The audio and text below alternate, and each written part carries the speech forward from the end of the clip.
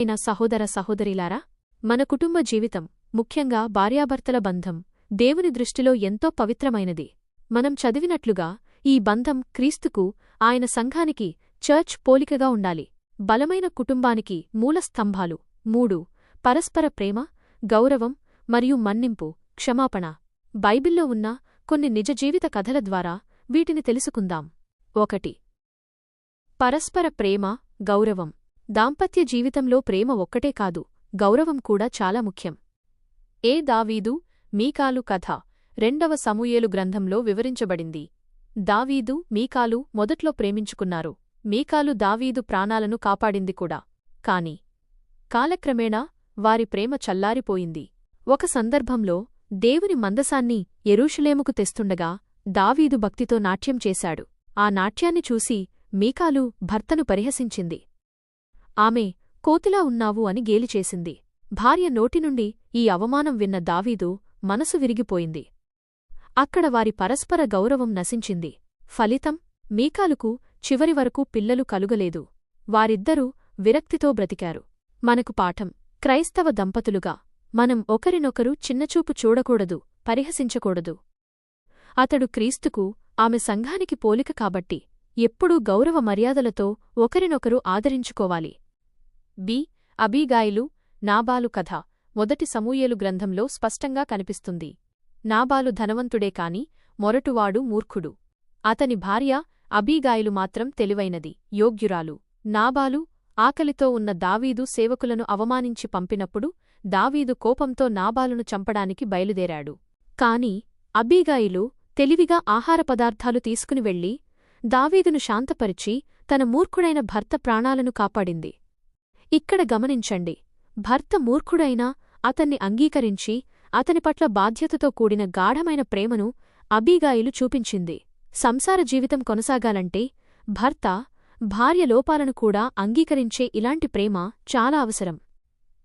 ఎల్కానా, అన్నా కథ 1 సమూయేలు గ్రంథం ప్రారంభంలో ఉంది. అన్నాకు సంతానం లేకపోవడంతో ఆమె చాలా దుఃఖించింది. అన్నపానీయాలు మానేసి ఏడ్చింది. అప్పుడు ఎల్కానా అన్నాను ఓదార్చుతూ, అన్నా, ఈ ఏడ్పు దేనికి? నేను నీకు 10 మంది కుమారుల కంటే ఎక్కువ కాదా? అని అన్నాడు. అన్నాకు తన భర్త పట్ల ఎంత ప్రేమ ఉందంటే కేవలం అతని ఒక్కడిని చూచుకొని కూడా ఆమె అమితానందం చెందేదట. 10 మంది బిడ్డల కంటే తన భర్తే ముఖ్యమని ఆమె భావించింది. భార్యాభర్తల మధ్య ఉండవలసిన పవిత్రమైన, లోతైన ప్రేమ ఇదే. ఈ ప్రేమను మన కుటుంబాల్లో పెంపొందించుకోవాలి. 2. క్షమాపణ, మన్నింపు. ప్రేమకు, గౌరవానికి తోడు అత్యంత ముఖ్యమైనది మన్నించే గుణం. హోషేయ, గోమెరు కథ. హోషేయ గ్రంథం మొత్తం ఈ కథే. హోషేయ ప్రవక్త తన భార్య గోమెరును గాఢంగా ప్రేమించాడు. కాని గోమెరు చెంచల బుద్ధితో వ్యభిచారిణి అయి భర్తను విడిచి వెళ్ళిపోయింది. కొంతకాలం తరువాత గోమెరు పశ్చాత్తాపంతో తిరిగి హోషేయ వద్దకు వచ్చింది.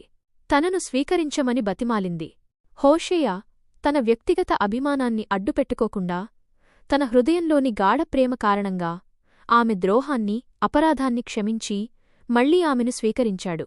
ఈ కథను దేవుడు ఇశ్రాయేలు ప్రజలకు పోలికగా చెప్పాడు. ఇశ్రాయేలు ప్రజలు యావేను విడిచి అన్యదేవతలను కొలిచారు. అయినా ప్రభువు కరుణతో వారి తప్పిదాలను క్షమించాడు. మనకు పాఠం: క్రైస్తవ దంపతుల మధ్య తరచుగా చిన్న చిన్న తగాదాలు, మనస్పర్ధలు వస్తుంటాయి. అవి గోమెరు అపరాధం అంత ఘోరమైనవి కానే కావు. కనుక మన ప్రియమైన దేవుడు మనలను ఎలా మన్నించాడో మనం కూడా ఒకరినొకరు సులభంగా క్షమించుకోవాలి.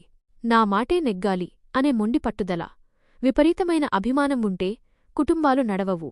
అందుకే అపొస్తలుడైన పౌలు 1 కొరింథీ పత్రికలో ఇలా అంటాడు: ప్రేమ అన్నిటినీ సహిస్తుంది, అన్నిటినీ నమ్ముతుంది, అన్నిటినీ నిరీక్షిస్తుంది, అన్నిటినీ ఓర్చుకుంటుంది.